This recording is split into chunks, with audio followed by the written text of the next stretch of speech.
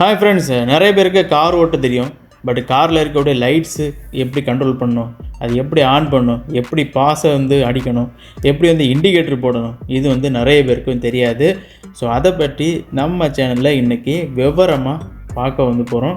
So எப்படியெல்லாம் இதை பயன்படுத்தலாம் அப்படின்னு சொல்லிட்டு ஒவ்வொன்றா பார்க்கலாம். ஓகே ஃப்ரெண்ட்ஸ், இந்த ரெண்டு பக்கத்தில் இருக்க நாபு பயன்படுத்தி ஹெட்லைட் ஆன் பண்ணும். ஒன் டைம் நம்ம ரொட்டேட் பண்ணோன்னா அந்த சின்ன லைட் தெரியும். அதுக்கப்புறம் இன்னொரு கூட ரொட்டேட் பண்ணோம் அப்படின்னா மெயின் ஹெட்லைட் தெரியும்.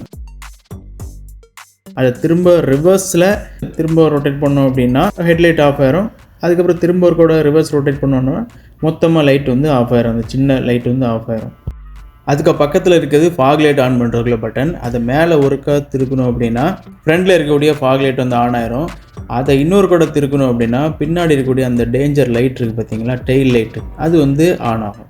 அடுத்து நம்ம காரில் உள்ள இண்டிகேட்டர் பற்றி பார்க்க போகிறோம். அந்த நாபை நேராக கீழே தள்ளி விட்டிங்க அப்படின்னா லெஃப்ட் சைடு இண்டிகேட்டர் ஆன் ஆகும்.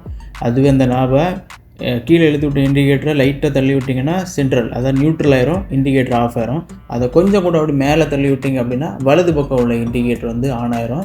அதுக்கப்புறம் ஆஃப் பண்ணுறதுக்கு லைட்டை கொஞ்சம் கீழே தள்ளி விட்டிங்க அப்படின்னா நியூட்ரல் ஆயிரும், வலது பக்கம் இண்டிகேட்டர் ஆஃப். இனி நம்ம பாஸ் லைட் எப்படி எடுக்கலான்னு பார்க்க போகிறோம். அதான் இங்கே நம்ம ஓவர்டேக் அடிக்கும்போது பயன்படுத்துவோம்ல, அந்த லைட் எப்படின்னு தான் பார்க்க போகிறோம்.